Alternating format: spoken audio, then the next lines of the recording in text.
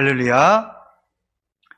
바나바와 바울이 함께 간 제1차 전도 여행은 구브로 선교를 잘 마치고 배를 타고 육지로 나왔습니다. 그러자 수행원 마가 요한은 선교 대열에서 이탈하고 말았습니다. 본문 13절 내용인데요. 바울과 및 동행하는 사람들이 바보에서 배 타고 밤빌리아에 있는 버가에 이르니 요한은 마가 요한입니다. 요한은 그들에게서 떠나 예루살렘으로 돌아가고, 마가는 선교 수행원으로 바나바와 바울을 따라 나섰지만 구브로 선교가 힘들었던지 밤빌리아 버가에 도착하자마자 예루살렘 자기 집으로 도망가고 말았습니다. 이 일로 선교팀에 약간의 균열이 생겼습니다. 첫 번째, 그럼에도 바나바와 바울의 선교는 중단하지 않고 계속 진행되었습니다. 개는 짖어도 선비는 간다고, 수행원이 이탈했지만 바나바와 바울의 선교 활동은 중단하지 않고 계속 진행되었습니다. 인생을 살다 보면, 특히 신앙생활을 하다 보면 별별 사람, 별별 일들을 만나게 됩니다. 여러분, 손흥민 선수가 골을 몰고 달려가다가 상대편 선수가 막아서고 딴지를 건다고 화를 내거나 싸웁니까? 프로는 그것을 돌파하여 골을 넣는 사람입니다. 여러분들은 힘든 상황과 방해꾼을 만날지라도 흔들리지 말고 내 몫에 십자가 지고 주님만 바라보고 달려나가시기를 축원합니다. 다행히 마가가 선교팀에서 이탈한 이후에도 선교팀은 흔들리지 않고 계속 사명을 감당했습니다. 본문 14절인데요. 그들은 버가에서 더 나아가 비시디아 안디옥에 이르러 안식일에 회당에 들어가 앉으니라 그랬어요. 바나바와 바울 선교팀은 구브로에서 배를 타고 밤빌리아 버가에 도착한 이후 전열을 다시 가다듬고 비시디아 안디옥까지 가서 복음을 전했습니다. 버가에서 비시디아 안디옥까지 약 200km를 걸어가야 되는데, 문제는 해발 2000m가 넘는 타우루스 산맥을 넘어가야 했습니다. 당시 이 타우루스 산맥은 길이 험하기로 소문났고 길목마다 강도가 출몰하는 악명 높은 지역이었어요. 그렇다면 바나바와 바울은 왜 굳이 사서 고생하려고 내륙 고산지대까지 간 것입니까? 바울과 바나바의 선교 정책이 성경에 정확히 나와 있지는 않지만 바나바와 바울이 복음을 전한 곳은 거의 다 대도시였습니다. 그 이유가 있는데, 그 이유는 아마도 많은 사람이 사는 도시를 전도해야 복음을 빨리 전할 수 있었을 것이고, 또 대도시는 교통이 편리하기 때문에 다른 지역으로 빨리 복음을 전파할 수 있는 이점이 있었기 때문입니다. 이런 조건을 모두 갖춘 도시가 바로 현재 지명은 알바츠라고 하는 비시디아 안디옥입니다. 당시 비시디아 안디옥은 비시디아의 수도로 약 10만 명이 살았던 메머드 도시였어요. 거기다가 유대인들도 많이 살았기에 바나바와 바울이 선교하기 적합한 도시였습니다. 두 번째, 바나바와 바울은 안식일에 비시디아 안디옥 회당에서 복음을 전했습니다. 본문 15절로 16절입니다. 율법과 선지자의 글을 읽은 후에 회당장들이 사람을 보내어 물어 이르되, 형제들아, 만일 백성을 권할 말이 있거든 말하라 하니, 바울이 일어나 손짓하며 말하되, 이스라엘 사람들과 및 하나님을 경외하는 사람들아 들으라. 비시디아 안디옥의 회당에서 바울 사도는 회당장들의 허락을 받고 합법적으로 설교했습니다. 여기서 한 설교가 사도행전에 기록된 바울 사도의 설교 중에 가장 긴 설교입니다. 설교가 아무리 길어도 핵심 내용이 있는 법인데, 바울 사도 설교의 초점은 예수 그리스도였습니다. 그런데 바울 사도는 예수님을 소개하기 전에 먼저 이들에게 이스라엘의 역사를 설명했습니다. 그 이유가 있는데, 그 이유는 이들은 예수님에 대해서는 전혀 모르는 사람들입니다. 그런데 갑자기 한 사람이 나타나서 예수 믿으세요 라고 말하면 예수가 누군데 믿으라고 하느냐 거부 반응을 보일 것입니다. 그래서 바울 사도는 회당 안에 있는 사람들이 모두 다 동의할 수 있는 공통 분모를 먼저 말하는데, 그게 바로 아브라함과 이삭과 야곱으로 이어지는 이스라엘 역사입니다. 비시디의 안디옥이 비록 이스라엘로부터 멀리 떨어진 외국이지만 이곳은 유대인들이 밀집된 곳이라서 안식일날 회당에 모인 사람들은 대부분이 유대인이었을 것입니다. 그러나 그 중에는 회심한 이방인들도 끼어 있었습니다.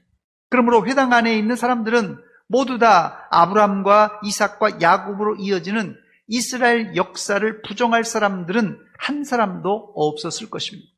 그래서 바울 사도는 회당 안에 들어온 사람들에게 구약 이스라엘의 역사로 먼저 이 공감대를 형성한 후에 설교를 이어갑니다.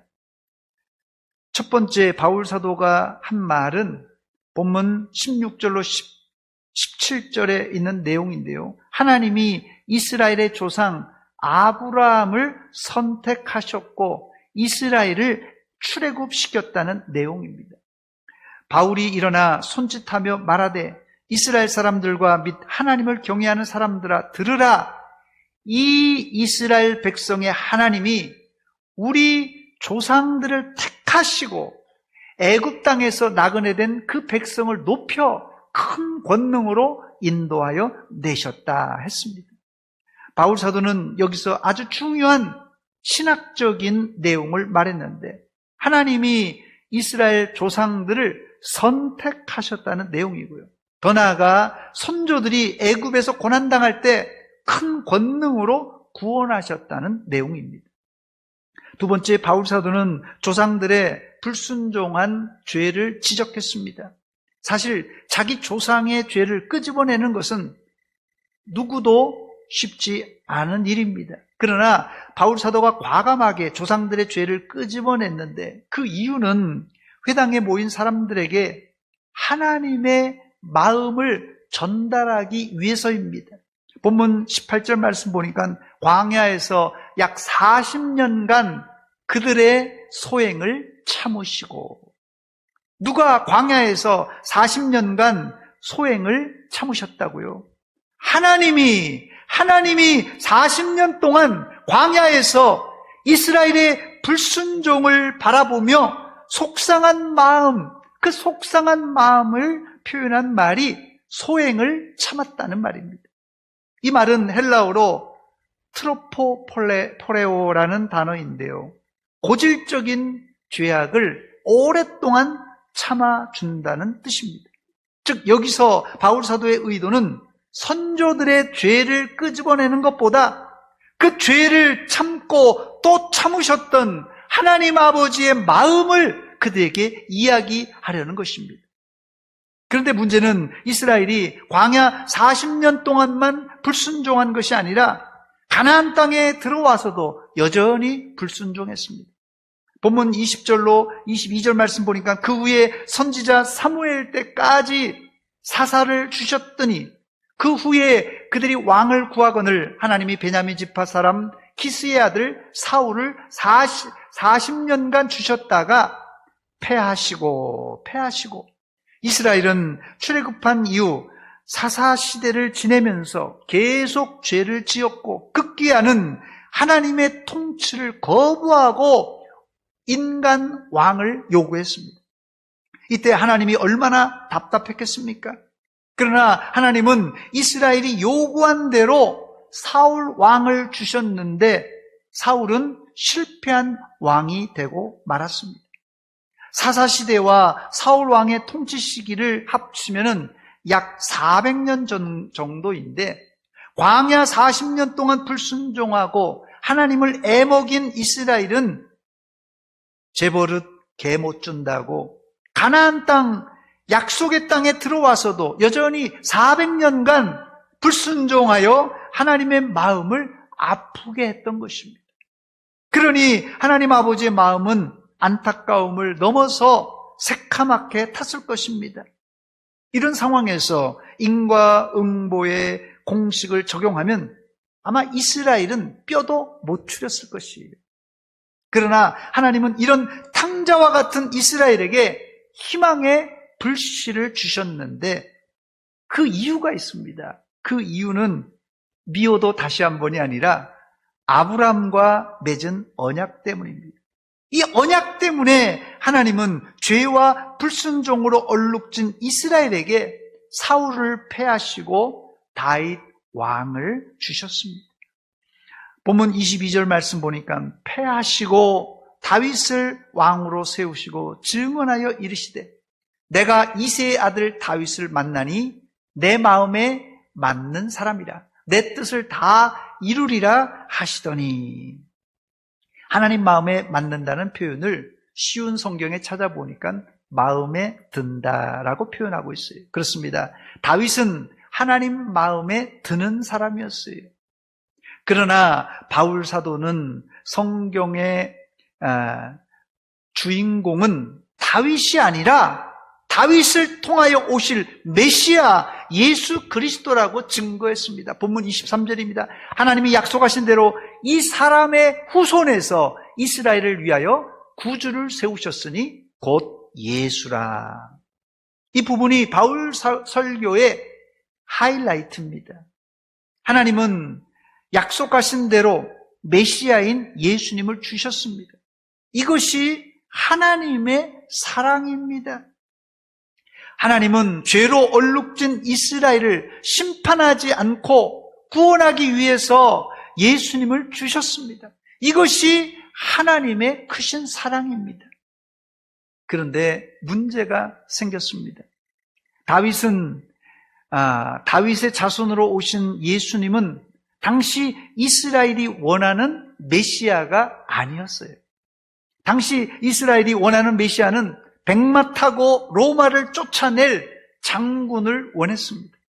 결국 이스라엘은 목수 출신 나사렛 예수를 거절하고 죽임으로 과거 조상들의 죄를 반복하고 말았습니다. 여기서 끝났으면 세상은 절망밖에 없었을 것입니다. 그러나 여기에 바울 설교의 반전이 있는데 예수님이 이스라엘이 원하는 메시아는 아니었지만 하나님은 예수님을 죽은 자 가운데서 다시 살리심으로 메시아이심을 확증하셨다고 말하고 있습니다. 세 번째, 바울 사도 설교의 요점은 인간의 평안과 행복이 아니라 십자가와 부활이었습니다. 본문 30절입니다. 하나님이 죽은 자 가운데서 그를 살리신지라. 하나님이 죽은 자 가운데서 그를 살리신지라. 예수님이 죽은 자 가운데 다시 살아나신 것이 왜 중요합니까? 십자가보다 사실 부활이 예수님이 메시아이심을 증명하는 가장 확실한 증거입니다. 바울 사도는 예수님이 부활하신 증거를 이들에게 확실하게 제시했는데 본문 31절입니다. 예수님은 갈릴리로부터 예루살렘에 함께 올라온 사람들에게 여러 날 보이셨으니 부활하신 후 여러 날 보이셨으니 그들이 이제 백성 앞에서 그의 증인이라. 예수님이 부활하신 후 여러 날 여러 사람들에게 보이셨고 그 증인들은 아직도 많이 살아있다고 제시한 것입니다. 더 나아가 예수님이 출생하시고 이 땅에서 어떤 삶을 살다가 죽을 것인지 또 죽은 후엔 그의 시체가 썩지 않을 것을 구약 성경을 통하여 증거로 제시했습니다. 그 예가 시편 2편과 시편 16편입니다. 본문 33절에 나온 내용인데요. 곧 하나님이 예수님을 일으키사 우리 자녀들에게 이 약속을 이루게 하셨다 함이라. 시편 2째 편에 기록한 바와 같이 너는 내 아들이라 오늘 너를 낳았다 하셨다 됐습니다. 바울 사도는 여기 시편 2째 편에 하나님은 자기 아들을 보내 구원해 주겠다는 예언을 아주 콕 찍어서 인용하고 있습니다. 그리고 본문 34절엔 시편 16편 10절 말씀을 그대로 인용했는데요. 본문 34절입니다. 또 하나님께서 죽은 자 가운데서 그를 일으키사 다시 썩음을 당하지 않게 하실 것을 가르쳐 이르시되, 다시 썩음을 당하지 않게 하실 것이라고 말합니다. 예수님이 십자가에 돌아가신 후 장사되겠지만 썩지 않을 것을 예언한 말씀입니다.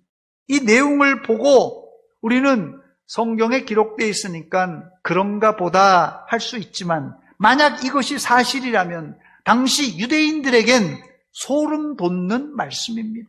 여러분, 이스라엘이 가장 존경하는 왕 다윗이 1000년 전에 앞으로 오실 메시아는 죽지만은 그의 시체는 썩지 않고 다시 살아날 것이라고 예언해 놓았는데, 그 예언이 실현되었다고 하니 얼마나 소름 끼치는 일입니까?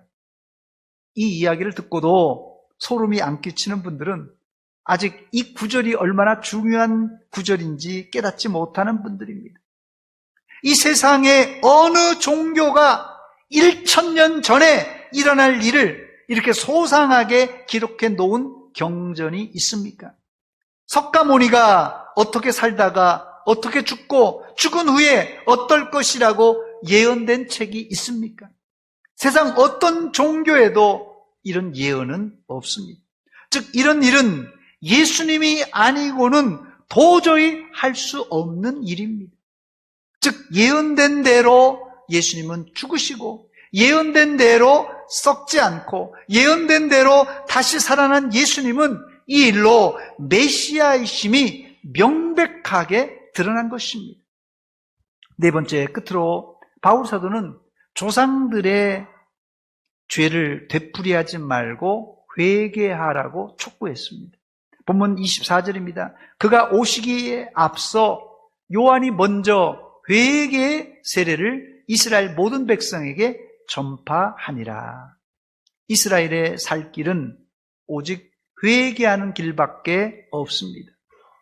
그러나 대제사장들과 서기관들은 회개하기는커녕 예수님을 잡아 십자가에 매달아 죽였습니다. 본문 26절로 27절입니다. 형제들아, 아브라함의 후손과 너희 중 하나님을 경외하는 사람들아, 이 구원의 말씀을 우리에게 보내셨거늘, 이 구원의 말씀을 우리에게 보내셨거늘 예루살렘에 사는 자들과 그들 관리들이 예수와 및 안식일마다 외우는 바 선지자들의 말을 알지 못함으로 예수를 정죄하여 선지자들의 말을 응하게 하였도다. 이들은 무지한 예수님을 빌라도에게 죽여달라고 요청했습니다. 본문 28절입니다. 죽일 죄를 하나도 찾지 못하였으나 빌라도에게 죽여달라 하였으니, 이때 비겁한 빌라도는 예수님이 무죄한 줄 알고도 사형 언도를 내렸습니다. 결국 로마 군병은 예수님을 십자가에 달아 죽였고 예수님은 새 무덤에 장사되었습니다. 그런데 이 모든 일은 성경을 응하게 하기 위한 하나님의 계획이었습니다. 본문 29절입니다. 성경에 그를 가리켜 기록한 말씀을 다 응하게 한 것이라. 후에 나무에서 내려다가 무덤에 두었으나, 예수님이 죽음으로 실패한 메시아인 줄 알았는데 죽음조차도 하나님의 계획 안에서 이루어졌습니다. 이런 절묘한 사건은 세상 어떤 기적보다 놀라운 일입니다. 만약 이런 기적을 알고도 회개하지 않으면 멸망할 것이라고 바울 사도는 경고했습니다. 본문 40절로 41절입니다. 그런즉 너희는 선지자들을 통하여 말씀하신 것이 너희에게 미칠까 삼가라. 일렀으되 보라, 멸시하는 사람들아, 너희는 놀라고 멸망하라. 내가 너희 때를 당하여 한 일을 행할 것이니 사람이 너에게 일러줄지라도 도무지 믿지 못할 일이라 하였느니라. 이 말씀은 바울 사도가 하박국서 1장 5절에 나오는 말씀을 인용하여 이스라엘 백성들에게 회개할 것을 촉구했습니다. 회개하지 아니하면 너희도 망한다라는 말이에요. 이때 회당에 있던 사람들은 감동을 받았는지 다음 안식일에도 이 말씀을 전해달라고 부탁했습니다. 본문 42절입니다. 그들이 나갈새 사람들이 청하되 다음 안식일에도 이 말씀을 하라 하더라. 그리고 이 설교 후에 즉석에서 전도의 열매도 맺혔습니다. 본문 43절입니다. 회당의 모임이 끝난 후에 유대인과 유대교에 입교한 경건한 사람들이 많이 바울과 바나바를 따르니 두 사도가 더불어 말하고 항상 하나님의 은혜 가운데 있으라 권하니라. 여기서 우리는 바나바와 바울이 왜 2000m가 넘는 타우루스 산맥을 넘어 비시디아 안디옥까지 간 이유를 알 수 있습니다. 이제 말씀을 마치며 우리 삶에 적용할 말씀을 찾아보고 말씀을 맺겠습니다. 오늘 우리는 바나바와 바울 사도가 제1차 전도 여행 중에 당시 튀르키예의 교통의 중심지고 비시디아의 수도인 안디옥 회당에서 설교한 내용을 살펴보았습니다. 바울 사도는 회당 안에 들어온 유대인들과 회심한 헬라인들이 모두 다 공감할 수 있는 이스라엘의 역사를 시작으로 다윗 왕의 예언과 그 예언의 주인공인 예수 그리스도를 소개하고 회개하고 예수를 믿으라고 촉구했습니다. 바울 사도는 어딜 가든지 예수만 전했습니다. 그러나 바울 사도는 사람들에게 무작정 믿으라고 윽박지르지 않고 구약 성경에 나오는 뚜렷한 증거와 예수님의 부활의 증거를 제시하며 복음을 전했습니다. 우리도 이번 주에 복음을 전하기 위해서 높은 산맥을 넘을 것은 아닐지라도 거리를 막론하고 친구에게 찾아가서 복음을 전함으로 전도에 좋은 열매 맺는 한 주간이 되시기를 주의 이름으로 축원합니다. 회개하라 천국이 가까웠느니라가 나를 살리고 이웃을 살리고 세상을 살릴 복음입니다. 같이 기도하겠습니다. 이 시간 기도할 때 하나님 우리에게도 복음의 열정을 갖게 하시고 복음을 증거하게 하여 주시옵소서. 우리 한 목소리로 같이 기도하겠습니다. 하나님 우리 아버지 은혜와 사랑 감사드립니다. 이 아침에 저희들에게 하나님의 은혜의 말씀을 들려주신 것 감사 또 감사합니다. 하나님 오늘 말씀을 듣고 바울과 바나바가 2000m나 넘는 비시디아 안디옥까지 찾아가 복음을 전할 때 하나님의 놀라운 전도의 열매를 맺게 되었습니다. 하나님 아버지 우리에게도 열정 주시고 복음에 대한 뜨거움을 허락해 주시자 복음을 증거할 때 하나님의 놀라운 열매를 맺게 하여 주시옵소서.